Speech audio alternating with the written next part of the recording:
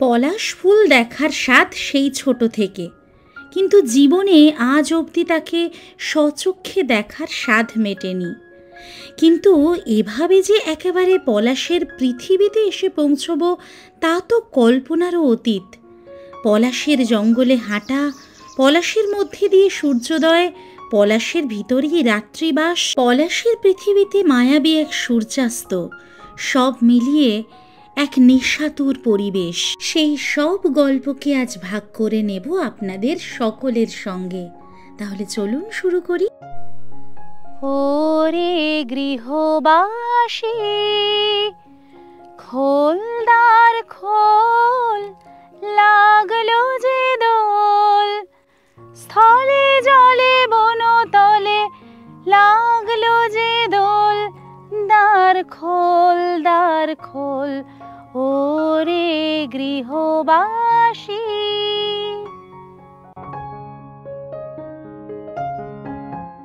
Hello and welcome back to our channel. আমি সম্পিতা আর আপনারা দেখছেন সম্পিতানু ব্লগস। আরও একটা সম্পূর্ণ নতুন ভিডিওতে আপনাদের সবাইকে জানাই অনেক অনেক স্বাগতম। আজ 14ই মার্চ 2025, শুভ দোল পূর্ণিমা।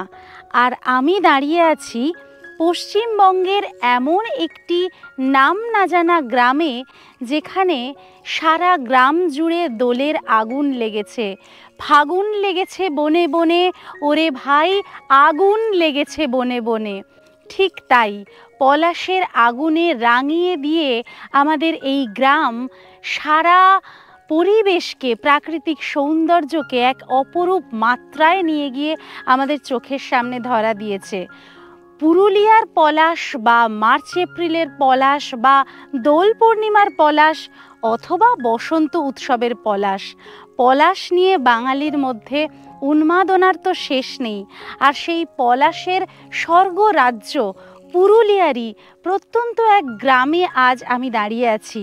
এবং আমাদের আজকের এই ভিডিওতে আপনারা দেখবেন কিভাবে কলকাতা থেকে আপনারা এই গ্রামে আসবেন, কোথা থেকে সবচেয়ে কম খরচে এবং তাড়াতাড়ি এই জায়গায় আপনারা আসতে পারবেন, এখানে এসে কোথায় থাকবেন, একেবারে পলাশের জঙ্গলের মধ্যে সেরা থাকার অপশন, সেখানে কি কি খাবেন, কিভাবে ঘুরবেন, এবং এই পলাশের মধ্যে 1 রাত 2 দিন অথবা 2 রাত 3 দিনের দুর্দান্ত একটা ট্রিপ প্ল্যান যদি করতে চান, তাহলে আমাদের এই ভিডিওটা স্কিপ না করে শেষ পর্যন্ত দেখতে থাকুন।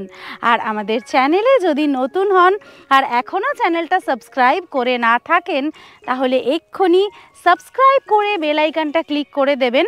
প্রতি শনিবার ঠিক বিকেল 4:30 আমাদের একটি করে নতুন ভিডিও আসে। তাহলে চলুন আর দেরি না করে তাড়াতাড়ি বেরিয়ে পড়ি আজ পলাশরাঙা পুরুলিয়ার গল্প বলতে।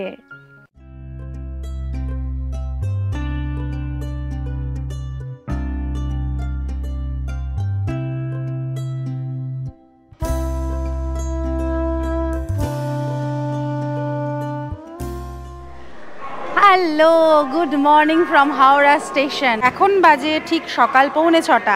আমি দাঁড়িয়ে আছি হাওড়া স্টেশনের 11 নম্বর প্ল্যাটফর্মে। আজকে আমরা যাব পলাশ ফুল দেখতে পুরুলিয়ায়। আর আমরা আজকে যেখানে যাচ্ছি সেখানে কিন্তু প্রচুর প্রচুর পলাশ পাবো আমরা। আজকে আমরা যাওয়ার জন্য বেছে নিয়েছি সকাল 6:05 শতাব্দী এক্সপ্রেস 12019, এই হাওড়া রাঁচি শতাব্দী এক্সপ্রেস প্রত্যেক দিন সকাল 6:05 এই হাওড়া স্টেশনের 10 অথবা 11 নম্বর প্ল্যাটফর্ম থেকে ছেড়ে যায়। এখন আমরা এটাতে করে চলে যাব আসানসোলে। আচ্ছা, এই ট্রেনটা কিন্তু প্রত্যেক দিন বললাম বটে, রবিবার থাকে না, রবিবার বাদে সপ্তাহের বাকি 6 দিন এই ট্রেন সকাল 6:05 যায়। আমরা কেটেছি এই ট্রেনের chair car, AC chair car, যার ভাড়া আমাদের এই হাওড়া থেকে আসানসোল পর্যন্ত পড়েছে 705 টাকা করে। এছাড়াও এখানে এক্সিকিউটিভ ক্লাসও আছে, সেই ক্লাসের ভাড়া হলো 1100 টাকা করে এখান থেকে আসানসোল পর্যন্ত। এই সকালবেলা আসানসোল পর্যন্ত যাওয়ার আরও বেশ কিছু ট্রেন আছে, তার জন্য আপনারা বেছে নিতে পারেন। যদি কম বাজেট থাকে আপনাদের ব্ল্যাক ডায়মন্ড, যেটা সকাল 6:15 ছাড়ে প্রত্যেক দিন হাওড়া স্টেশন থেকে, যার নন এসির ভাড়া হলো 115 টাকা আর এসির ভাড়া 405 টাকা। এছাড়াও রয়েছে বন্দে ভারত এক্সপ্রেস, সেটিতে করেও আপনারা যেতে পারেন, সকাল 6:45-এ ছাড়ে। এছাড়া রয়েছে সকাল 8টার পূর্বা এক্সপ্রেস। যাই হোক, আমরা আসানসোলে যাব। আসানসোল থেকে নেমে আবার ওখান থেকে আমাদের একটা ছোট্ট লোকাল ট্রেন ধরে তারপরেই পৌঁছতে হবে আমাদের আজকের ডেস্টিনেশনে। আমাদের এই ট্রেনে আসানসোল যেতে সময় লাগবে 2 ঘন্টা 7 মিনিট, মানে ঠিক সকাল 8:12-তে আমরা আসানসোল পৌঁছে যাব। দেখা যাক ট্রেন আমাদের ঠিকঠাক সময়ে পৌঁছে দিতে পারে কিনা।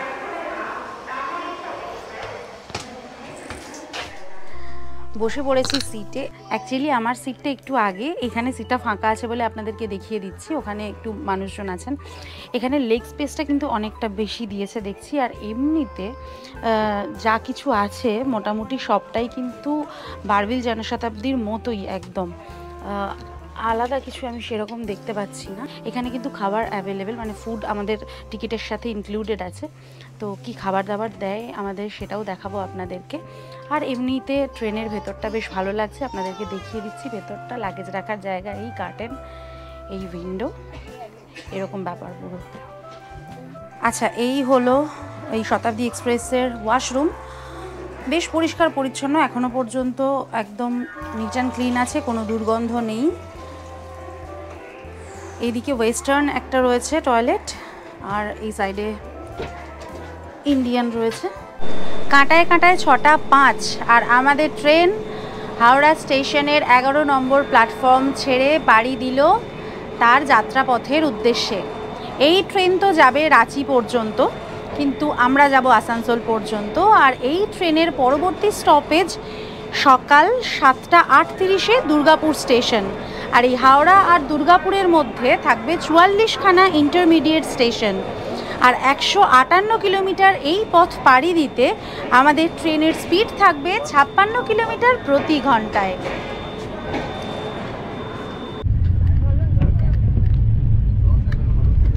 এখন ঘড়িতে ঠিক 7:05 বাজে। এখনও আমরা দুর্গাপুর ঢুকিনি, 7:38-এ ঢুকবে। আর প্রথম মানে ট্রেন ছাড়ার পরে ওই 500 ml জল দিয়েছিল, আর তারপরে এই চায়ের সমস্ত সরঞ্জাম দিয়ে গেছে। একটাই মেরি বিস্কুট, আর এই চিনি, দুধ আর চা, আপাতত এই। আর একটা খবরের কাগজ দিয়ে গেছে, টাইমস অফ ইন্ডিয়া ছিল, এই সময় ছিল। যে কোনো ট্যুরিস্ট স্পটে গেলে যেটা সবার আগে মনে হয়, সে পাহাড়ের মাথায় যাই আর সমুদ্র সৈকতে যাই, নোংরা প্লাস্টিকের বোতল, কুরকুরের প্যাকেট, এটা সেটা এগুলো পড়ে থাকবেই থাকবে। ওগুলো দেখলে তখন খুব কষ্ট লাগে। চাটা খাই গরম গরম, বাপরে, এই গরম চাটা খেলেই শান্তি।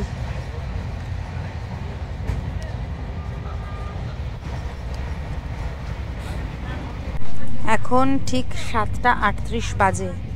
দুর্গাপুর ঢুকবে আমাদের ট্রেন, এখনও ঢোকেনি। তার আগেই আমাদেরকে ব্রেকফাস্ট দিয়ে দিয়েছে। ব্রেকফাস্টে কি দিয়েছে একবার দেখে নিই। এখানে 2টো ব্রেড, এই যে ব্রাউন ব্রেড না, নর্মালি ব্রেড, নর্মাল সাদা ব্রেড, এরকম কাগজের ঠোঙায় মুড়ে দিয়েছে। এইখানে একটা ডিম ভাজা, 4টে গাজর, 2-3টে আলু আর 2-3টে মটরশুঁটি ভাজা, একটা ম্যাঙ্গো জুস, মানে মাজা টাইপের, ম্যানিয়া গোল্ড বলে, একটা আমুল বাটার এইটুকু, টমেটো কেচাপ, আর এইটা হচ্ছে নুন আর গোলমরিচ। এইরকম ব্রেড 2টো। এটা বাটার লাগিয়েও খেতে পারেন বা ইয়ে দিয়েও খেতে পারেন। এই যে ভাজা টাজা দিয়েছে, এটা স্টিলের চামচ দিয়েছে বাই দ্য ওয়ে। যাই হোক, ব্রেকফাস্ট করে নিই, তারপরে আবার আসানসোলে নেমে আপনাদের সাথে কথা হচ্ছে।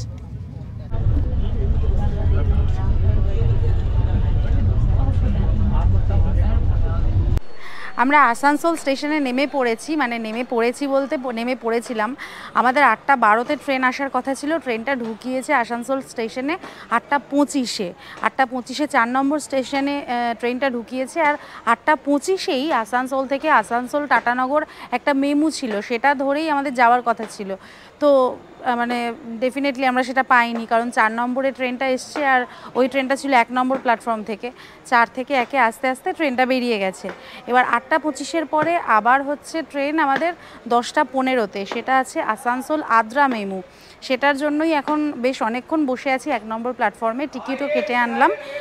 এখন প্রায় 10টা 2 বাজে, ট্রেনটা আসবে একটু বাদেই, সেজন্য ভাবলাম যে আপনাদেরকে বলে দিই পুরোটা। মানে ট্রেনটা যদি মানে শতাব্দীটা যদি ঠিকঠাক টাইমে আসতো, 8টা 12-তে আসতো, তো ইজিলি আমরা পেয়ে যেতাম। আমাদের এইখানে অনেকটা সময় ওই জন্য নষ্ট হলো। যাই হোক, এখন এই আসানসোল আদ্রা মেমু ধরে আমরা চলে যাব মুরাডি স্টেশনে। ওখান থেকে তারপরে আমরা আমাদের নেক্সট ডেস্টিনেশন বা ফাইনাল ডেস্টিনেশনে যাব।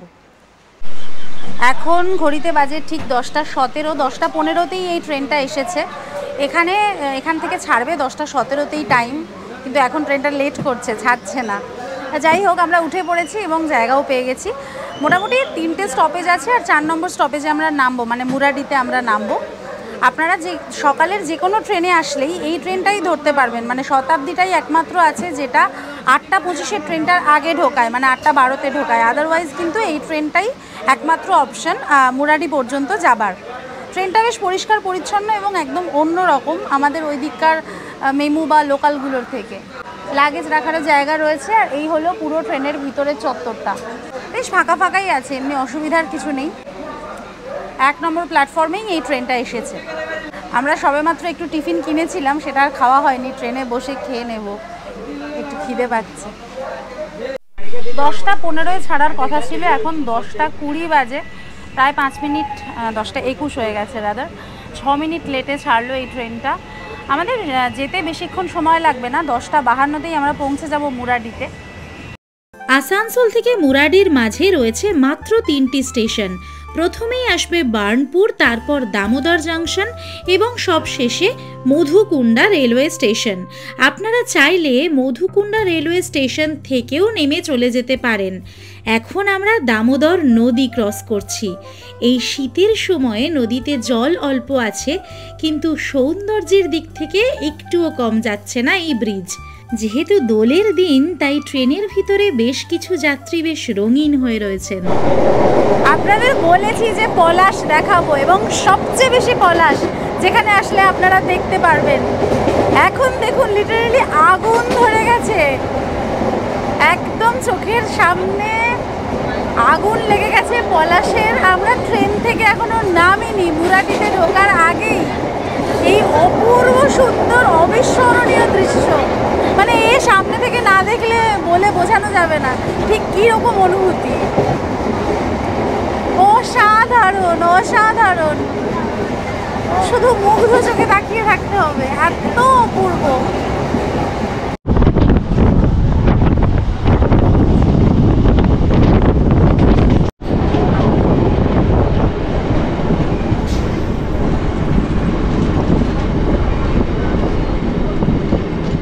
আমরা নেমে পড়েছি মুরাডি স্টেশনের 1 নম্বর প্ল্যাটফর্মে। ঘড়িতে এখন সময় ঠিক 11টা 15। ভাবুন, আমাদের এই ট্রেনটা আসার কথা ছিল 10টা 52, সেটা এলো 11টা 15। আগের ট্রেনটা একটুখানি লেট করলেই আমরা পেয়ে যেতাম। যাই হোক, আমাদের অনেকটাই দেরি হয়ে গেছে, আর সময় নষ্ট করব না। 1 নম্বর প্ল্যাটফর্ম থেকে এই দিকে বেরিয়ে যেতে হবে আমাদের। এদিক থেকে বেরিয়ে আমরা গিয়ে টোটো ধরবো। চলে এসেছে আমাদের বিজয় দাদা, আর আমরা এই টোটোতে করে, মানে বিজয় দাদার টোটোতে করে এখন চলে যাব বরন্তিতে। আমাদের বরন্তির ভিডিওটা যারা দেখেছেন তারা বিজয় দাদাকে চেনেন, ওনার সাথে আমরা ঘুরেছিলাম, খুব ভালো সম্পর্ক হয়ে গিয়েছিল এবং ওনার সাথে যোগাযোগ করেই আমরা এসেছি। টোটোটাকে বিজয় দাদা জাস্ট সাজিয়েছে দেখুন পলাশ দিয়ে, পুরো ওয়েল ডেকোরেটেড করে বানিয়ে এনেছেন আমাদের জন্য, এত সুন্দর করে গাড়িটা সাজিয়ে এনেছেন। এগুলো কিন্তু সব সত্যিকারের পলাশ ফুল, এবং অবশ্যই এগুলো মানে যেগুলো গাছ থেকে পড়ে গেছে সেই পলাশ দিয়েই করা, ওনারা ছেড়েননি। খুব সুন্দর লাগছে এরকম একটা গাড়িতে উঠতে পেরে। আর এইখানে মানে বরন্তিতে গিয়ে এমন একটা গ্রামের আপনাদের সন্ধান দেব যেখানে দারুণভাবে পলাশ আপনারা দেখতে পারবেন। তো তাড়াতাড়ি চলুন, আর দেরি না করে এবার এগোনো যাক বরন্তির দিকে। আচ্ছা, এইখানে 1 নম্বর প্ল্যাটফর্ম থেকে বেরিয়ে কিন্তু অটো স্ট্যান্ডও রয়েছে, এখান থেকে টোটো অটো চাইলে আপনারা নিয়ে নিতে পারেন যদি আপনাদের জানা না থাকে। তবে বিজয় দাদার নাম্বার আমরা দিয়ে দেবো, চাইলে ওনার সাথে যোগাযোগ করেও চলে আসতে পারেন। আমরা এগিয়ে চললাম এবার বরন্তির দিকে, আর ডান দিকে দেখা যাচ্ছে মুরাডি পাহাড়। মানে ঠিক যে পাহাড়ের নিচেই রয়েছে বরন্তী লেক। এখান থেকে বরন্তীর দূরত্ব ওই 5.5 কিলোমিটারের মতন। এবার আপনারা যে গেস্ট হাউসে থাকবেন তার নাম দাদাকে বললে সেই জায়গা অবধি উনি আপনাদেরকে পৌঁছে দিয়ে আসবেন। আধার হলো মাদার গাছের তলা, কালো হয়ে এলো দিঘির জল। রবীন্দ্রনাথ ঠাকুরের প্রশ্ন কবিতাতে এই লাইনটি বোধহয় আমরা সকলেই পড়েছি। আর আজ এত বছর পর সেই মাদার গাছে মাদার ফুল ফুটে থাকতে দেখলাম। মুরাডি স্টেশন থেকে বেরোলে একদম পাশেই রয়েছে এই বিশাল বড় মাদার গাছ, যার আর একটি ভালো নাম পারিজাত। গ্রামের পথে যেতে যেতেই হোলিতে মাতোয়ারা সব মানুষদের দেখে বড়ই ভালো লাগছিল। এভাবে রং মেখে ভূত না হলে আর কিসের দোল খেলা। এই যে এখন ডান দিকে দেখতে পাচ্ছি বরন্তী লেক। একটা জিনিস দেখে খুব ভালো লাগছে যে এখন কিন্তু দেখছি লেকের জলটা পরিষ্কার করেছে। কারণ এর আগের বারে যেবারে এসেছিলাম 2024-এ, তখন লেকটা খুব নোংরা দেখেছিলাম, মানে খুব কষ্ট হয়েছিল দেখে এত সুন্দর একটা লেক। এইবারে দেখছি জলটা কিন্তু খুব সুন্দর পরিষ্কার, একদম দারুণ লাগছে। আর চারদিকে পুরো পলাশে লালে লাল। এই ক্যামেরায় আর কি দেখাবো আপনাদের, এই সচক্ষে না দেখলে এই দৃশ্য বর্ণনা করা মুশকিল। এই যেটা বলছিলাম যে এখন প্রচুর ট্যুরিস্টের চাপ আছে। আর এই ডান দিকে রামচন্দ্রপুর ইরিগেশন স্কিমের এই যে একটা ব্রিজ আছে, এই ব্রিজটা ক্রস করে এবার আমরা প্রপার বরন্তীর দিকে যাচ্ছি। মানে এই ব্রিজের এই সাইডটা অ্যাকচুয়ালি মুরাডি সাইড, আর ব্রিজের ওই পারে সমস্ত রিসর্টগুলোই রয়েছে ব্রিজের ওই পারটাতে। আগের বারে যেহেতু আমরা এইদিকে ছিলাম, এবারে ওই দিকে থাকাটাই বেশি ভালো হবে মনে হলো। আর পলাশ গাছগুলো ওই দিকেই রয়েছে। ওরে আগুন, পুরো আগুন লেগে গেছে এই জায়গাটায়। কি দারুণ পলাশ গাছগুলো, ওয়াও! আর বরন্তী লেকটা দেখে সত্যি মনটাই ভরে যাচ্ছে। একদিকে পলাশ আর এইদিকে হচ্ছে এই লেক, আর তার উল্টো দিকে পাহাড়। সত্যি মানে আমাদের বাংলায় যে কি নেই তাই ভাবি মাঝে মাঝে। আর বরন্তীতে আসলে স্পেশাল একটা জিনিস হচ্ছে সূর্যাস্ত, বরন্তী লেকের সূর্যাস্ত, যেটা আমরা গতবারে মিস করে গেছিলাম মেঘলা ওয়েদারের জন্য। আশা করছি এবার আর সেটা মিস করব না, আমরা দেখবো আর আপনাদেরকেও দেখাবো, অপেক্ষা করুন।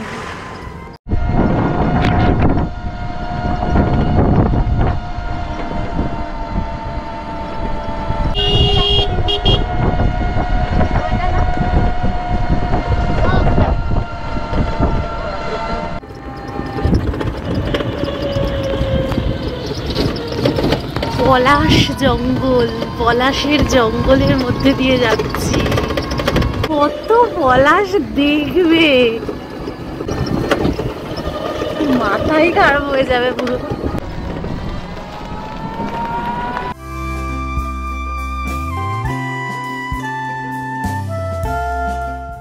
আমরা এখন বরন্তী লেক ছাড়িয়ে আমাদের রিসর্টের দিকে যাচ্ছি।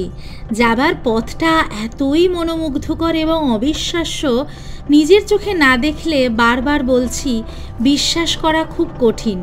এতদিন শুধু ফোনের পর্দায় আর টিভি স্ক্রিনেই দেখেছি এরকম ছবি। আজ সচক্ষে দেখে নিজেকে খুব ভাগ্যবান মনে হচ্ছিল। বরন্তী লেক থেকে আমাদের রিসর্ট মাত্র 2 কিলোমিটার দূরত্বে। একটা নতুন গ্রাম, বর্ষাল গ্রাম। সেই গ্রামের মধ্যে একটি মাত্র রিসর্ট। পলাশ জঙ্গলে ঘেরা এই গ্রাম যেন রূপকথার এক স্বর্গরাজ্য। গ্রামের পিছনে ছোট্ট এক মন্দির, দূরে পাহাড়, অবিস্মরণীয় সূর্যোদয় আর পলাশ ঘেরা চারিদিক। এই মুগ্ধতাকে কোনো বিশেষণ দিয়েই বর্ণনা করা যায় না, এটা শুধুমাত্র অনুভবের বিষয়। বিশ্বের অনেক দেশে নানান রকম ফুল ফোটা নিয়ে প্রচুর উৎসব হয়, যা থেকে সারা বিশ্বের প্রচুর মানুষ আসেন সেই সব দেশে। আজ এই রাস্তা দিয়ে চলতে চলতে আমার বারবার মনে হচ্ছিল আমাদের এই পলাশের উৎসবও তো তার চেয়ে বিন্দুমাত্র কম কিছু নয়। তবে তাকে কেন আমরা বিশ্বের দরবারে সেভাবে উপস্থাপন করতে পারিনি এখনো পর্যন্ত?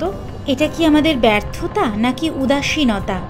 আসলে আমরা নিজের জিনিসকে, আপন জিনিসকে কদর করতে বড্ড ভুলে যাই। কিন্তু আমার বারবার এই পথ দিয়ে যেতে যেতে এটাই মনে হচ্ছিল যে এই পলাশের উৎসবকে বিশ্বের দরবারে আরও বেশি বেশি করে তুলে ধরা প্রয়োজন। ছোটবেলা থেকে পলাশ নিয়ে কতই না গান, কবিতা এইসব শুনেছি, তবে আজ এখানে এসে বুঝতে পারছি এ দৃশ্য চোখের সামনে থাকলে গান, আবৃত্তি, কবিতা, প্রেম, কাব্য এইসব আসতে বাধ্য।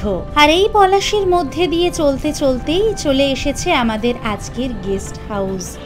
বুঝতেই পারছেন গেস্ট হাউসটা ঠিক কোন জায়গায় অবস্থিত।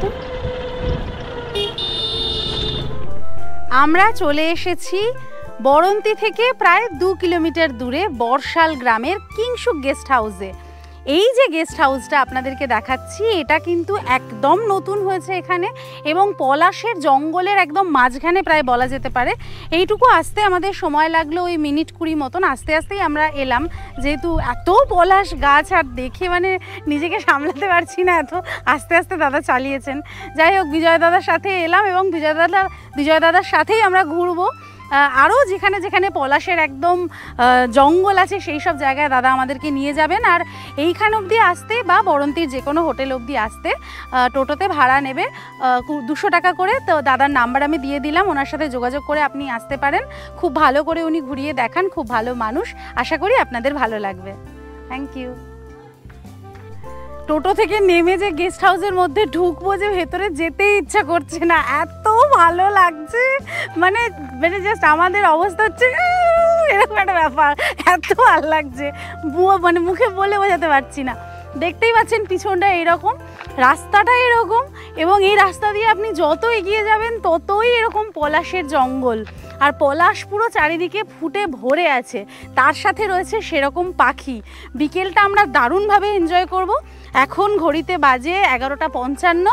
তাড়াতাড়ি ভেতরে ঢুকে ফ্রেশ হয়ে একদম পেট পুজোটা সেরে নিই, তারপরে রেডি হয়ে বেরিয়ে পড়বো। বিজয় দাদাকে বলে দিয়েছি 4টে নাগাদ আসার জন্য, তাই বাইরে আর একদম সময় নষ্ট করব না। তাড়াতাড়ি চলুন এই কিংশুক গেস্ট হাউসের মধ্যে ঢুকে পড়ি। কি জায়গা গেস্ট হাউসটা, একবার জাস্ট ভেবে দেখুন। এই হলো কিংশুক গেস্ট হাউসের রিসেপশন এরিয়া। এখানে চেক আউট টাইম সকাল 8টায়। Welcome to my room number B2। Second ফ্লোরে এই সুন্দর একটা নন এসি রুম আমি ভাড়া নিয়েছি 2 রাতের জন্য। এবং এই নন এসি রুমটাতে কি কি রয়েছে সেটা আপনাদেরকে দেখাবো। নন এসি কেন হয়েছে সেটা তো বললামই, কারণ এসি রুম পাইনি। এনাদের এসি রুমও আছে, অন্যান্য সময় আপনারা পেয়ে যাবেন, আর একটু আগে থেকে বুক করলেও পেয়ে যাবেন। যাই হোক, এরকম একটা রড আয়রনের ডাবল বেড রয়েছে, খুব পরিষ্কার পরিচ্ছন্ন। আর এই দিকে 2টো চেয়ার আর একটা সেন্টার টেবিল রয়েছে, তার সাথে জগ আর 2টো গ্লাস রয়েছে। এই দিকে সুন্দর একটা জানলা রয়েছে, জানলা থেকে কি ভিউ সেটা আমি পরে দেখাচ্ছি, আগে বাথরুমটা দেখে নিই। বাথরুমটা আমি নিজেও দেখিনি যদিও। বাহ, বাথরুমটাও পরিষ্কার পরিচ্ছন্ন। এই হলো বাথরুম, গিজারও রয়েছে, কুমোড, এদিকে হ্যাঙ্গিং হুক রয়েছে, এখানে রয়েছে গিজার, ছোট্ট গিজার। আমাদের এখন গিজার লাগবে না মোটামুটি, যা গরম। আর এখানে আয়না, ছোট বেসিন একটা, বালতি, মাগ সবই রয়েছে। তবে যে জন্য এই ঘরটা স্পেশাল বা এই ঘরটা আমি নিয়েছি সেটা হলো এই ঘর থেকে অপূর্ব সুন্দর পলাশের ভিউ। যে ভিউটাই জানলা থেকে আপনি কিছুটা পাবেন, তবে সব থেকে বেশি যেটা থেকে পাবেন সেটা হলো এই রুমের একটা সুন্দর ব্যালকনি। আচ্ছা, ব্যালকনিতে যাওয়ার আগে আর একটা ইম্পর্টেন্ট জিনিস দেখিয়ে দিই, সেটা হচ্ছে এই রুমে সুন্দর একটা ওয়াল ড্রেসিং টেবিল, খুব ভালো প্ল্যান করে করা হয়েছে। বাহ, এর মধ্যে আবার বিছানার চাদর আর বালিশের ওয়ারও দিয়ে দেওয়া রয়েছে একটা করে এক্সট্রা। প্রচুর প্লাগ পয়েন্টস রয়েছে ঘরটাতে চারিদিকে, এখানে 2টো, ওখানে 2টো, ওখানে একটা, মানে প্রায় 6টা মতো প্লাগ পয়েন্টস দেখতে পাচ্ছি। আর এই হচ্ছে ব্যালকনির দরজা, ছোট্ট একটা ত্রিভুজাকৃতি ব্যালকনি। ব্যালকনি দিয়ে যখনই আপনি জাস্ট বেরিয়ে আসবেন, যেদিকে তাকাবেন, মোটামুটি যেদিকে আমি ক্যামেরাটা প্যান করব সেদিকেই পলাশের জঙ্গলটা জাস্ট দেখুন, পলাশটা দেখুন। পলাশের ঠিক পিছনে রয়েছে মুরাডি পাহাড়, ফগে চাপা পড়ে আছে, হয়তো ক্যামেরায় অতটা স্পষ্ট বোঝা যাচ্ছে না। আর এই হচ্ছে আমার ব্যালকনি থেকে সামনের ভিউ। এই জায়গাটা অ্যাকচুয়ালি মানপুর, বরন্তীর মানপুর এলাকা। এবং এখানে সবথেকে বেশি পলাশ হয়। বরন্তিতে আসলে সবথেকে বেশি পলাশ যদি আপনারা দেখতে চান, মানে পলাশের ঝাঁক দেখতে চান মানে বলা যেতে পারে, তাহলে আপনাদেরকে এইখানেই আসতে হবে।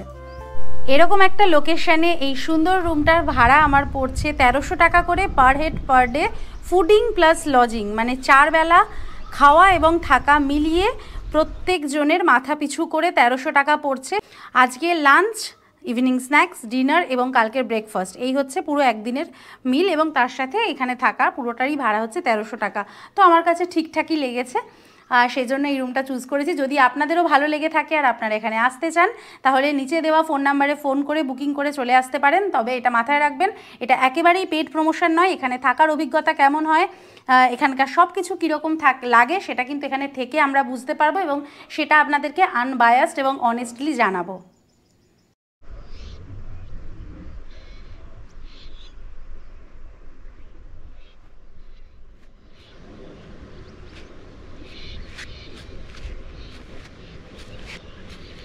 ঘড়িতে সময় ঠিক দুপুর 1:30, আর আমরা বসে গেছি আমাদের কিংসুক গেস্ট হাউসের রেস্টুরেন্ট এরিয়াতে। খুব সুন্দর একটা ছোট্ট রেস্টুরেন্ট এরিয়া, আর সেইখানে আমাদের খাবার সার্ভ করছেন এই ভাই। এটা লাস্টে দিতে পারতে, চাটনিটা খেয়ে নিই তারপর দিও, ঠিক আছে?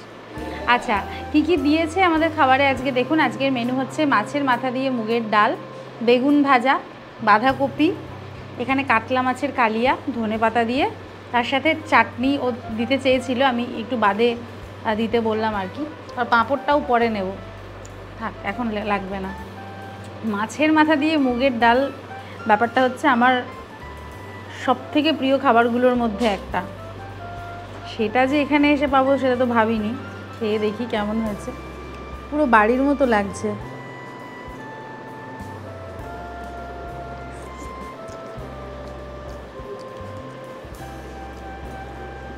একদম আমাদের বাড়িতে রান্না করলে যেরকম হয়, কোনো এক্সট্রা স্পাইসি নেই, তেল মশলা একদম ঠিকঠাক, ঘরোয়া, ভীষণ ঘরোয়া, খুব সুন্দর খাবারটা। একদম দেখে যেটাই মনে হচ্ছিল সেরকমই খাবার, ভীষণ ভালো খাবারটা। বাঁধাকপি দিয়ে আর বেগুন ভাজা দিয়ে খাই একটু। কাতলা মাছটাও যেটা দিয়েছে বেশ বড় সাইজ কিন্তু মাছটা।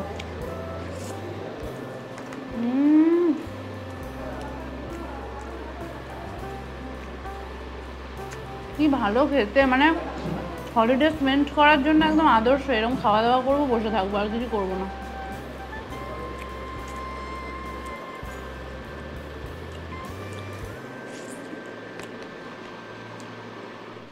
ঘড়িতে এখন ঠিক বিকেল 3:45, আর আমরা আমাদের গেস্ট হাউস থেকে বেরিয়ে পড়েছি পলাশ দেখার জন্য। আর গেস্ট হাউস থেকে বেরোতেই কিছু কচি কাচার দল এরকম সুন্দর একটা পলাশের মালা এনে বলল, একটা মালা নেবে? আমি বললাম কত দাম? বললো 20 টাকা। তো ওদের কাছ থেকে এরকম একটা পলাশের মালা কিনে গলায় পরেই ফেলেছি। এত ভালো লাগছে যে কি বলবো, একটা আলাদাই অনুভূতি। পলাশের মালা গলায় পরে পলাশ দেখতে যাওয়ার একটা অন্যরকম আবেগ, এবং সেটা এখানে না দাঁড়ালে ঠিক বোঝানো সম্ভব নয়। আমাদের বিজয় দাদা এসে গেছেন টোটো নিয়ে, আর টোটোতে উঠে এবার আমরা যাব পলাশ দেখতে। চলুন আর দেরি না করে তাড়াতাড়ি বেরিয়ে পড়া যাক।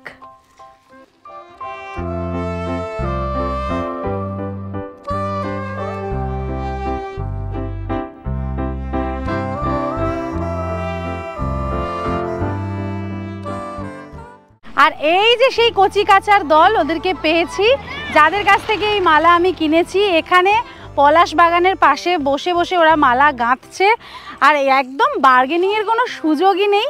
আর ওদের সাথে আমি বার্গেনিং করতেও চাইনি, সত্যি কথা বলতে।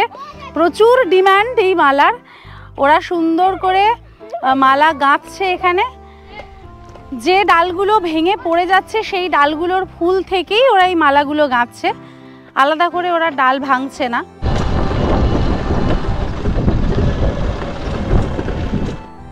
আমরা আছি পুরুলিয়ার বরন্তিতে, এবং বরন্তি থেকে প্রায় 3 কিলোমিটার দূরে বর্ষাল গ্রামে আমরা রয়েছি। এই বর্ষাল গ্রামের সন্ধান আমরা দিলাম, যেখানে আপনি পলাশকে না দেখলেও পলাশ ঠিক আপনাকে দেখে নেবে, কারণ চারিদিকে এত পলাশ যে আপনার দেখে দেখে চোখের আশ মিটবে না। যেদিকে তাকাবেন সেদিকেই পলাশ। উত্তরবঙ্গে গেলে যেমন কাঞ্চনজঙ্ঘা দেখা যাচ্ছে কিনা সেটা নিয়ে আমাদের মধ্যে একটা আলাদা উত্তেজনা কাজ করে, বা কোনো হোমস্টের জানলা থেকে যদি কাঞ্চনজঙ্ঘা দেখা যায় সেটা নিয়ে আমরা পাগলামি শুরু করে দিই। এখানেও কিন্তু একদম তাই। আমাদের হোমস্টে বা আমাদের গেস্ট হাউসের জানলা থেকে যে অসাধারণ পলাশ গাছের দৃশ্য, এবং রাস্তায় বেরোলে জাস্ট পায়ে হেঁটে আসলেই, মানে পায়ে হেঁটে একটু এগোলেই চারিদিকে শুধু পলাশ আর পলাশ। আমরা টোটো করে যাচ্ছি, কিন্তু কোথায় যাচ্ছি সেটা জানার আগে বারবার টোটো থেকে নেমে পড়ছি, বারবার ছবি তুলতে ইচ্ছা করছে, বারবার দাঁড়িয়ে শুধু দু চোখ ভরে তাকিয়ে থাকতে ইচ্ছা করছে, গান গাইতে ইচ্ছা করছে, কবিতা বলতে ইচ্ছা করছে। এই জায়গা কাব্যের জায়গা, ভালোবাসার জায়গা, প্রেমের জায়গা। সত্যি এই জায়গায় না আসলে বারবার যেটা বলছি এর মর্মার্থ বোঝা সম্ভব নয়। তাই পলাশ দেখতে আসুন, প্রকৃতির ক্ষতি না করে এর আনন্দ নিন, আরও অনেক দিন ধরে এই পলাশকে আমরা বাঁচিয়ে রাখতে পারি। যাতে দেখুন এইখানের যে গাছগুলো, এই রাস্তা দিয়ে যেতে যেতে একদম রাস্তার পাশেই এরকম গাছগুলো রয়েছে। এই গাছগুলোয় কিন্তু উপরের দিকে পলাশ ফুল হয়ে রয়েছে, নিচের দিকে এখানে কিন্তু কুঁড়ি আছে, ছোট ছোট কুঁড়ি। এগুলো ধরবে, একদম হাত দিয়ে আমি স্পর্শ করতে পারছি। অনেকে কি করেন, এই জায়গায় এসে এখান থেকে ফুল ছিঁড়ে নেন বা ডালটা একটুখানি ভেঙে দিলেন। ওখানে যেমন দেখুন একটা ডাল ভাঙা রয়েছে। এই জিনিসটাই করবেন না, এটাই আমি বারবার করে অনুরোধ করছি। এই যে রাস্তার পাশে এত বড় বড় গাছগুলোতে এইভাবে পলাশ হয়ে রয়েছে, এটা রক্ষা করাটা কিন্তু আমাদের একটা দায়িত্বের মধ্যে পড়ে। তা না হলে আমাদের পরবর্তী প্রজন্মকে আমরা এই প্রকৃতির রূপটা দেখাতে পারবো না। বর্ষাল থেকে এখন আমরা ভেটির দিকে যাচ্ছি। এই ভেটি গ্রাম আর বর্ষাল গ্রাম দুটি হলো এই বরন্তির আশেপাশে সবথেকে বেশি পলাশের ঠিকানা। যদি প্রচুর পলাশ একসাথে দেখতে চান তাহলে বরন্তির একদিকে রয়েছে ভেটি গ্রাম বা ভেতি গ্রাম চলতি কথায়, আর একদিকে আমরা যেদিকে রয়েছি বর্ষাল। এই দুদিকেই কিন্তু পলাশ প্রচুর হয়, এবং পুরুলিয়ার সবচেয়ে বেশি পলাশ যদি আপনি দেখতে চান তাহলে কিন্তু তার মধ্যে এই জায়গাগুলোর নাম অবশ্যই আসবে। আর বরন্তিতে যারা স্পেশালি থাকেন তারা কিন্তু এই জায়গাগুলোই টোটো করে বা নিজেদের গাড়ি করে, অটো করে ঘুরে বেড়ান। বেসিক্যালি এখানে অটোটা অতটা প্রচলিত নেই, টোটো আছে। রামজীবনপুর গ্রাম পেরোনোর পরেই ভেটি গ্রামের পথ ধরলাম, আর চোখের সামনে এইভাবে পটভূমি পরিবর্তন হয়ে গেল। সামনের ল্যান্ডস্কেপটা শুধু একবার দেখুন, পাহাড়, তার তলায় লাল পলাশ। আক্ষরিক অর্থেই আমার সোনার বাংলাকে যেন চোখের সামনে দেখতে পাচ্ছি। আর এইবার যে পথে আমরা প্রবেশ করতে চলেছি, এই পথের দুধারে শুধুই পলাশ গাছ।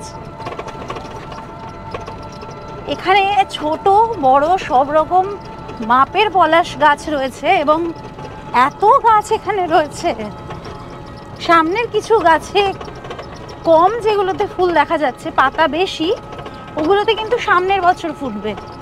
মানে এই বছর ওই গাছগুলোতে ফুল ফোটেনি, আর যে গাছে পুরো ফুল ভরে গেছে সেই গাছে পাতা অতটা নেই। এটাই হলো নিয়ম এই প্রকৃতির।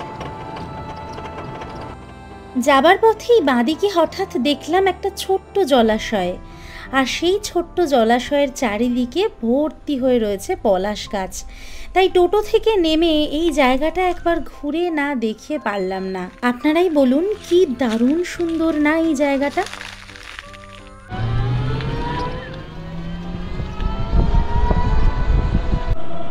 আমরা ঢুকে পড়েছি পলাশের স্বর্গরাজ্য ভেটি গ্রামে। দূরে দেখা যাচ্ছে মুরাডি পাহাড়, ওই পাহাড়ের নিচেই রয়েছে বরন্তি লেক। আর ভেটি গ্রামের এখন এই পলাশের সময়ে কি অনাবিল সৌন্দর্য একবার দেখুন। পুরো গ্রাম জুড়ে এইরকম আগুন রঙা পলাশ চারিদিকে ভরে রয়েছে, আর দূরে দূরে পাহাড়, আর ওই পাহাড়ের পিছনে সূর্য খানিকক্ষণ বাদেই যা অস্ত যাবে এক মায়াবী সোনালি আলোয় চারিদিকটা আরও সুন্দর, আরও রহস্যময় এবং আরও মায়াবী করে তুলেছে। সত্যি প্রকৃতির এই রূপটা শুধুমাত্র এই সময়ের জন্যই তোলা থাকে। এই সময় ছাড়া সারা বছরের আর কোনো সময়ে এই রূপ দেখা সম্ভব নয়। সামনের যে আঁকা বাঁকা পথটা চলে যাচ্ছে নাম না জানার দেশে, এই আঁকা বাঁকা পথের দিকে তাকালে মনে হচ্ছে আমার সামনে হয়তো কোনো ছবি দেখছি। বিশ্বাস করতে পারছি না এখনো যে সত্যি আমার চোখের সামনে এরকম একটা অপার্থিব দৃশ্য স্বচক্ষে দর্শন করছি। এরকমও যে হয়। আর এখন বিকেল হচ্ছে, পাখিরা আস্তে আস্তে তাদের ঘরে ফিরছে। আর এখানে প্রচুর পাখি এখন আলাদাই এক মায়াবী পরিবেশের তৈরি করেছে। এখানে দেখুন একটা ছোট্ট পুকুর, আর সেই পুকুর পাড়ে পাড়ে বেশ কিছু পলাশ গাছ হয়ে আছে। ভেটি গ্রামের পলাশ বিছানো পথ ধরে চলে এসেছি সেই পুরানো শিব মন্দিরে, যেখানে আমরা এর আগের বারে দেখে গিয়েছিলাম পলাশ গাছের সারি। তখন তো শুধু পলাশ গাছ দেখেছিলাম, আর আজ দেখছি পলাশ রাঙা।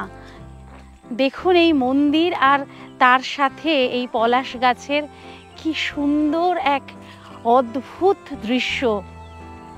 সত্যি চোখের সামনে মনে হচ্ছে কোন একটা ছবি আমার সামনে রয়েছে। এটা মনেই হচ্ছে না যে সত্যি এরকমও হতে পারে।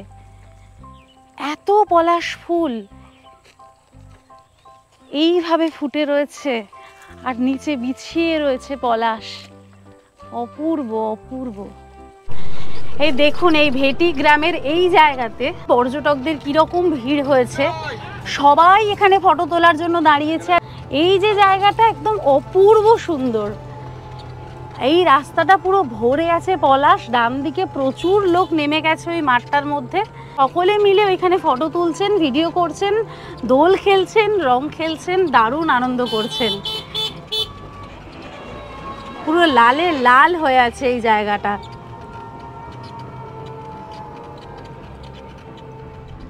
এবার আমরা এসেছি ভেটি পাহাড়ের মাথায়। আর এই ভেটি পাহাড়ের মাথার ওপর থেকে যে দৃশ্য, আহা কি দেখিলাম, জন্ম জন্মান্তরেও ভুলিব না। ঠিক এই কথাটাই যেন অন্তর থেকে নিঃসৃত হলো। এই রকম একটা দৃশ্য দেখার জন্যই বোধহয় পৃথিবীতে আসা সার্থক হয়ে যায়, জন্ম সার্থক হয়ে যায়। মনে মনে ঈশ্বরকে অসংখ্য ধন্যবাদ আর কৃতজ্ঞতা জানালাম যে এমন একটা পরিবেশে আজ আমাদেরকে এনে দাঁড় করিয়েছেন, যেখান থেকে এই রকম একটা দৃশ্যের সাক্ষী থাকতে পারলাম। ওদিকে বিজয় দাদা তাড়া লাগাচ্ছিল যে সূর্যাস্ত দেখতে দেরি হয়ে যাবে, তাই বাধ্য হয়েই কষ্ট করে ভেটি পাহাড়ের ওপর থেকে তাড়াতাড়ি নেমে আসতে হলো। কিন্তু বিশ্বাস করুন, নামতে একদম মন চাইছিল না। কিন্তু কি আর করব, আমাদের হাতে সময় যে বড্ড অল্প। এত অপার্থিব দৃশ্যগুলোকে উপভোগ করবার, নিজের অন্তরে আত্মস্থ করবার মতো উপযুক্ত সময়ই আমরা পাই না। এখন দেখতে পাচ্ছি বরন্তী লেকের ধারে পুরো মেলা বসে গেছে। এত মানুষ, পুরো ঢল নেমেছে মানুষের বরন্তী লেকের সেই বিখ্যাত সূর্যাস্ত দেখবার জন্য। আর এখন লেকটাকে কি দারুণ যে লাগছে, খালি চোখে যে কি বলবো। লেকের ওই পাড়গুলোতে পুরো লাল পলাশ ফুটে আছে, তার পিছনে সবুজ পাহাড়, সামনে পরিষ্কার স্বচ্ছ জলের লেক, আর লেকের পাড়ে মানুষের ঢল, আর উল্টো দিকে সূর্যাস্তের সোনালি আভা। এইবার সামনেটা দেখুন, যেটা বলছিলাম, সেই বিসর্জন দেখবার সময় গঙ্গার ঘাটে যেরকম ভিড় পড়ে যায়, এই সূর্যাস্ত দেখার জন্য বরন্তী লেকের ধারে সেই রকম ভিড় হয়েছে। বাবা কি অবস্থা, এত মানুষ! আর লেকের ওপর দিয়ে পাখিরা যাচ্ছে তাদের ঘরে ফিরে। দারুণ দারুণ, ওয়াও!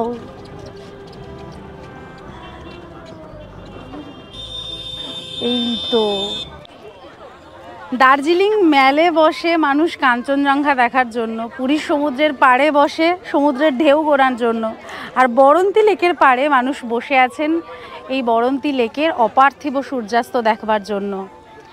এখন ঠিক ঘড়িতে বিকেল 5টা 26, আর বরন্তী লেকের এই অদ্ভুত সুন্দর সূর্যাস্তের সাক্ষী হতে চলে এসেছেন এখানে আগত সমস্ত পর্যটকেরা। আর কেনই বা আসবেন না, এরকম একটা অদ্ভুত সুন্দর দৃশ্যের সাক্ষী কে না থাকতে চায়। এর আগের বার ঠিক এই দৃশ্যটাই আমরা মিস করে গিয়েছিলাম, সেজন্য মনে বেশ কিছুটা আক্ষেপ আফসোস নিয়ে ফিরে গিয়েছিলাম এবং মনে মনে কথা দিয়ে গিয়েছিলাম নিজেদেরকে যে আবার ফিরে আসব, আমরা দেখব সেই সূর্যাস্ত স্বচক্ষে আর আপনাদেরকেও অবশ্যই দেখাবো। সেই কথা রাখতে পারছি, এটা একটা আলাদা আনন্দ, আর এটা সামনে থেকে দেখার আর একটা আলাদা সুন্দর অনুভূতি। আপনারাও যদি সেই অনুভূতি এখনও না প্রত্যক্ষ করে থাকেন, অবশ্যই যত তাড়াতাড়ি সম্ভব চলে আসুন বরন্তিতে।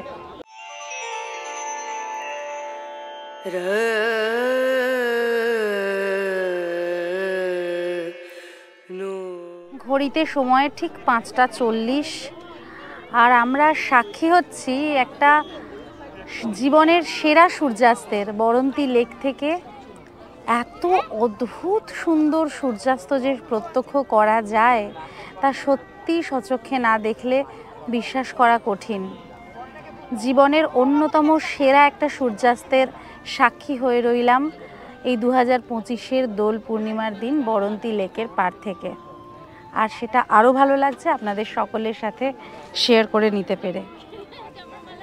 জাস্ট সূর্যাস্তটা হয়ে গেল আর এখানে লেকের পাশে পুরো ট্রাফিক জ্যাম হয়ে গেছে, এত গাড়ি, মানে যে পরিমাণ মানুষ এসেছিলেন এটা হওয়ারই ছিল। রাস্তাটা যেহেতু সরু, এখানে একটা ছোটোখাটো মেলায় বসে গেছে আর কি, প্রচুর দোকানপাট বসেছে, চা চপ মুড়ি সিঙ্গারা এই সমস্তর। আর এই দিকটাতে গাড়ি পার্কিং করা রয়েছে, পার্কিং এরিয়াটাতে এই জায়গাটাতে অনেক গাড়ি রয়েছে, কিন্তু এখানে ছাড়াও আরও অন্যান্য দিকে গাড়ি রয়েছে, সেই সমস্ত গাড়ি আসছে, এখানে জ্যাম হয়ে গেছে পুরো। দারুণ একটা সূর্যাস্ত দেখলাম, সত্যি মানে মনটা পুরো ভরে গেল, বিশ্বাস করুন। আপনারা অবশ্যই আসবেন কিন্তু এখানে। সন্ধেবেলা হোমস্টেতে ফিরে গরম গরম ফুলকপির পকোড়া আর চা খেয়ে আমরা বেরিয়ে গেলাম আজ দোল পূর্ণিমার চাঁদ দেখতে। এরকম একটা সুযোগ তো একেবারেই মিস করা যায় না, তাই না? এখন ঘড়িতে ঠিক সন্ধে 6:30, আর আমাদের গেস্ট হাউসের সামনে থেকে পলাশ গাছের ফাঁক থেকে উঁকি মারছে দোল পূর্ণিমার চাঁদ। কি অপূর্ব সুন্দর লাগছে। ঠিক 9:30 বাজতেই গরম গরম চিকেন, রুটি আর সবজি দিয়ে অল্প কিছু স্যালাড দিয়ে দারুণভাবে ডিনার সেরে চলে গেলাম ঘুমের দেশে। পরদিন সকালে অনেক ভোরে ঘুম ভাঙল। ঘুম থেকে উঠেই আমার ব্যালকনি দিয়ে দেখি আকাশে সবে লাল রঙের ছিটে পড়েছে। সূর্য উঠতে তখন আরও মিনিট 20 দেরি। তাড়াতাড়ি ফ্রেশ হয়ে চলে গেলাম আমাদের গেস্ট হাউসের ছাদে। গেস্ট হাউসের ছাদে উঠে যে এরকম একটা দৃশ্য দেখব তার জন্য আমি মোটেই প্রস্তুত ছিলাম না। সামনে যতদূর চোখ যায় শুধু আগুন রঙা পলাশ, আর তার ওপরে আকাশে অস্তগামী পূর্ণিমার চাঁদ, আর দূরে মুরাটি পাহাড়। এটা কি সত্যি নাকি স্বপ্ন? নিজেকে বেশ কয়েকবার চিমটি কেটে জিজ্ঞেস করলাম যে সত্যিই আমি এই দৃশ্য স্বচক্ষে দেখছি তো। একদিকে পূব আকাশের রক্তিম সূর্য সারা পৃথিবীকে আলোয় ভরিয়ে দিতে আমাদের চোখের সামনে ধীরে ধীরে উদীয়মান, আর অন্যদিকে পশ্চিম আকাশে অস্তগামী চাঁদ গতকাল রাতেই যার জ্যোৎস্নার আলোয় বিচ্ছুরিত হয়ে যাচ্ছিল দিক বিদিক, আজ সকাল হতেই সে বিদায় নিতে প্রস্তুত, নতুনকে জায়গা করে দিতে। পরিবর্তনই তো সময়ের নিয়ম, পরিবর্তনই জগতের একমাত্র সত্য। তা যেন আজকের এই সকাল আমাদের আরও বেশি করে বুঝিয়ে দিয়ে গেল। এই যেমন আমাদের চোখের সামনে সূর্যের রং আর আশেপাশের প্রকৃতি ক্রমাগত পরিবর্তিত হতে লাগলো, আর আমরা মুগ্ধ চোখে শুধু তাকিয়ে থাকলাম, সাক্ষী হলাম। গতকাল ভেটি পাহাড়ের ওপর থেকে যখন চারপাশটা দেখেছিলাম, ভেবেছিলাম এর চেয়ে সুন্দর বোধহয় আর কিছুই হতে পারে না। অথচ আমার গেস্ট হাউসের ছাদ থেকেই যে এমন অপার্থিব দৃশ্য দেখা যায় সে কি আর তখন বুঝেছি? আজ সকালে না উঠলে জানতেই পারতাম না যে বর্ষালের সবচেয়ে সুন্দর দৃশ্যটা আমার গেস্ট হাউসের ছাদ থেকেই দেখা যাচ্ছে। সত্যি মন প্রাণ আত্মা এই ফ্রেশ অক্সিজেনে একেবারে বিশুদ্ধ পরিতৃপ্ত হয়ে গেল। এত সুন্দর সকাল বহুদিন আসেনি। এত স্নিগ্ধ একটা সূর্যোদয়, সামনে পলাশ, কুয়াশা, দূরে পাহাড়, রাস্তায় কচিকাঁচাদের ছোটাছুটি, সব মিলিয়ে আজকের সকালটা প্রচণ্ড মন ভালো করে দেওয়া একটা সকাল। তাই আমাদের ছাদ থেকে নামতে একেবারেই ইচ্ছে করছিল না। ছাদের ওপর থেকে পলাশের রূপ দেখে আমরা একেবারে পাগল হয়ে যাচ্ছিলাম। তাই ভাবলাম আর সময় নষ্ট না করে তাড়াতাড়ি নিচে গিয়ে ওই পলাশ জঙ্গলের মধ্যে একবার পায়ে পায়ে হেঁটে আসব। তার আগে আপনারাও একবার আমার সাথে এই পলাশের পাগল করা রূপ আরও একবার দেখে নিন।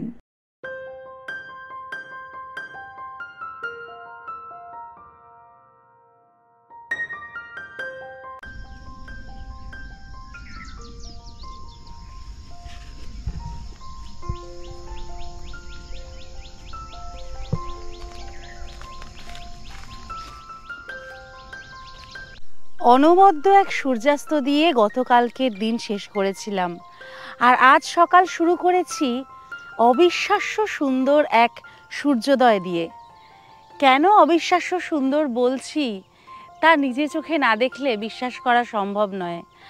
আমাদের গেস্ট হাউসের ব্যালকনি থেকে দুটো পলাশ গাছের মধ্যে থেকে যখন সূর্য উদিত হলেন, তার যে অপার্থিব দৃশ্য নিজে দেখে বাকরুদ্ধ হয়ে গেছি। এবং তার সাথে সাথে আরেকটা জিনিস না বলে পারছি না, পলাশ দেখার যে স্বাদ এতদিন মনের মধ্যে লুকিয়ে রেখেছিলাম, আজকে সকালবেলা বেরিয়ে পায়ে হেঁটে পলাশ জঙ্গলের মধ্যে ঘুরে এইভাবে পলাশ যে দেখব সত্যি ভাবিনি। এবং সেই মনের অপূর্ণ স্বাদ, এতদিনের মনের ইচ্ছা স্বপ্ন সব একেবারে পূরণ হয়ে গেছে এই বর্ষালে এসে।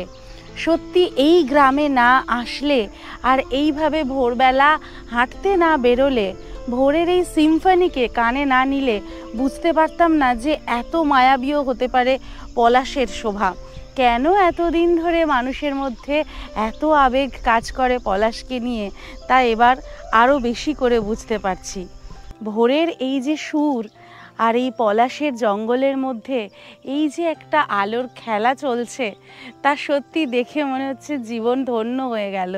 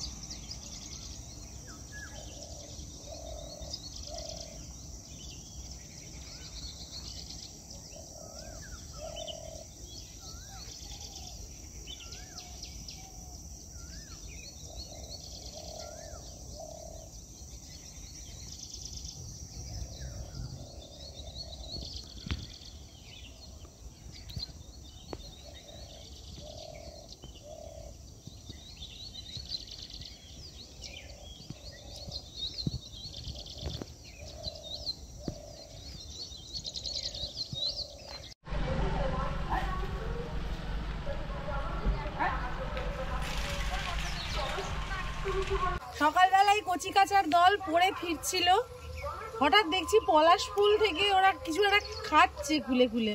জিজ্ঞেস করলাম যে কি খাচ্ছিস, বলছে মধু খাচ্ছি। তাই তো, মধু? হ্যাঁ। দেখ, খেয়ে দেখা তো কিরম মিষ্টি। আর একটা ফুল নে, ফুল থেকে এই দেখুন, এই যে এই বোঁটার মধ্যে এটা থাকে, খা। বাহ, তোর নাম কি? অঙ্কিতা মণ্ডল। ওদিকে তাকিয়ে বল। অঙ্কিতা মণ্ডল। কোন ক্লাসে পড়িস? 6 6-এ পড়িস। আর কোন স্কুলে?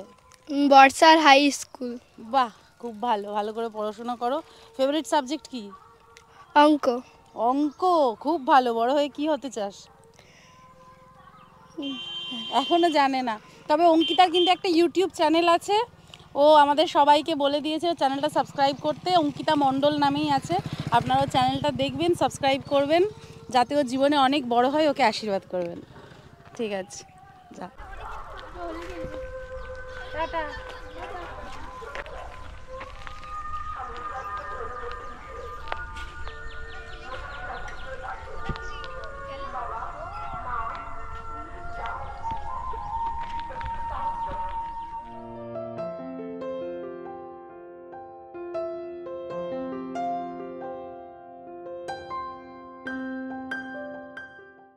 পলাশের পথ ধরে চলতে চলতে আমাদের গেস্ট হাউসের খুব কাছেই এই রকম একটা পুকুর পেলাম, আর সেই পুকুরের জলে পলাশ পড়ে ভেসে রয়েছে, আর তার ওপরে এরকম ঘন পলাশ গাছে ফুল ধরেছে। কি দারুণ দৃশ্য, পিছনে পাহাড়। মানে সকাল থেকে আমরা যত হাঁটছি আর যেদিকে যাচ্ছি পলাশ বনে হারিয়ে হারিয়ে আলাদাই এক মুগ্ধতা কাজ করছে নিজেদের মধ্যে। হাঁটাহাঁটির পর কিংশুক গেস্ট হাউসে ফিরে এসে ব্রেকফাস্ট সেরে, স্নান সেরে, তারপর লাঞ্চও সেরে নিয়েছিলাম, কারণ এই দুপুরবেলাটা ঘরে থাকাই ভালো।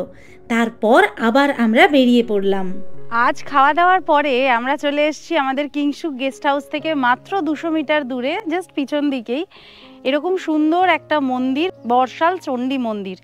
অত্যন্ত জাগ্রত এই মন্দিরটি, ছবির মতো সুন্দর, এই গ্রামের মধ্যে একদম মাঝখানে অবস্থিত, এবং এই মন্দিরটি অত্যন্ত জাগ্রত স্থানীয় মানুষের কাছে। আসলে এটি একটি দুর্গা মন্দির। এই পিছনে এটি হলো মূল মন্দির, এবং এটা হলো পুরোটা মন্দির প্রাঙ্গণ। মূল মন্দিরের মধ্যে দুর্গা প্রতিমার কাঠামো রয়েছে, এবং প্রত্যেক বছর ভীষণ জাঁকজমকভাবে এখানে দুর্গা পুজো অনুষ্ঠিত হয়।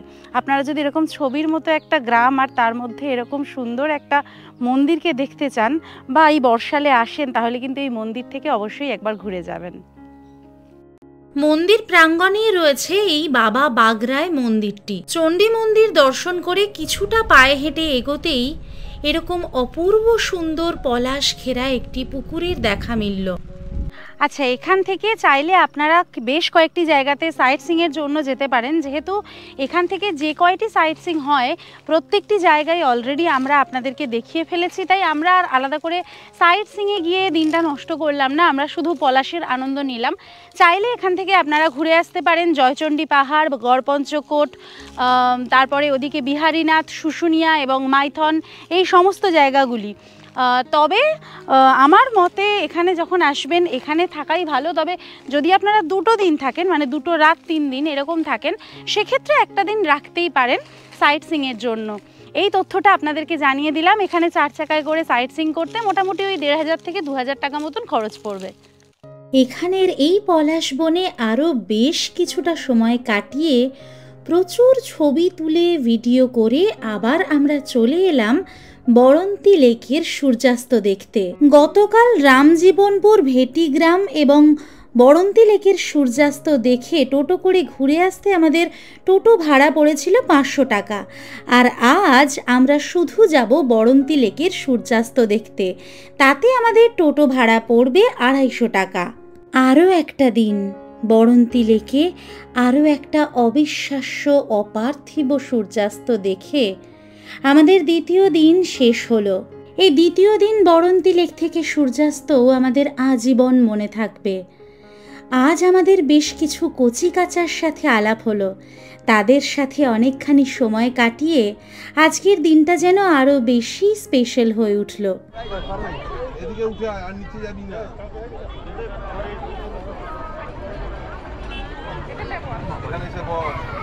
এই কিংশুক গেস্ট হাউসের আরেকটি স্পেশালিটি হলো এর খাওয়া দাওয়া।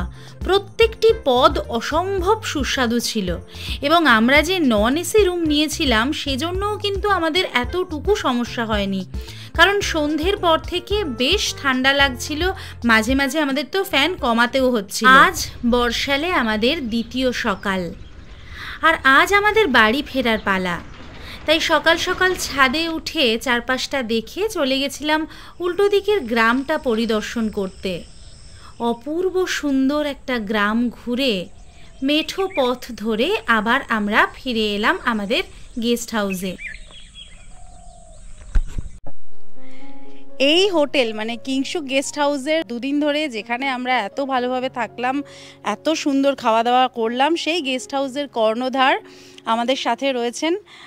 কাকুর নাম তো কিশোর কুমার ঘোষ, নমস্কার। আর কাকিমার নাম এখনো জানা হয়নি। কাকি শিখা ঘোষ। আচ্ছা, আমি এখানে ঘুরতে এসেছিলাম এক সময়। এই জায়গার মানে অবর্ণনীয় রূপ এই যখন পলাশটা ফোটে, এবং যখন থেকে আমি অনেক কষ্ট করে 3-4 বছর ধরে বানাই, এবং বানানোর পর যখন হোলিতে ওপেন করি 2 বছর আগে, যারা আসে প্রত্যেকেই মোহিত হয়ে যাচ্ছে তখন থেকে। এবং মোটামুটি পরিষেবা দেওয়ার চেষ্টা করছি। এসি রুম কটা আছে আপনার? এখানে 3টে এসি রুম আছে। আচ্ছা, বাদ বাকি নন এসি আছে। এসি রুম বাড়াবারও চেষ্টায় আছে। নন এসি কটা আছে? নন এসি 8টা রুম আছে। আচ্ছা, তো সব মিলিয়ে আপাতত 11টা রুম টোটাল। আর আরও পাশে বিল্ডিং হচ্ছে, সেগুলোও বাড়বে আরও। এছাড়া সব রুম এসিও হয়ে যাবে আশা করছি। মানে একদম নতুন তৈরি হয়েছে, কিন্তু সেই দিক থেকে এত আন্তরিক আর এত ভালো মানুষ এই দুজন, মানে এখানে এসে না থাকলে আপনারা বুঝতে পারবেন না এই ব্যাপারটা। আর সবথেকে বড় কথা আমাদের কাছে যেটা সারপ্রাইজ, যে সেটা হচ্ছে কাকু আমাদের পরিবারেরই সদস্য, মানে আমাদের চ্যানেলের একজন সাবস্ক্রাইবার। সেটা এখানে এসে আমরা জানতে পেরেছি, তার আগে জানতাম না, তাই তো? ঠিক। প্রথম আমাদের কোন ভিডিওটা দেখেছেন?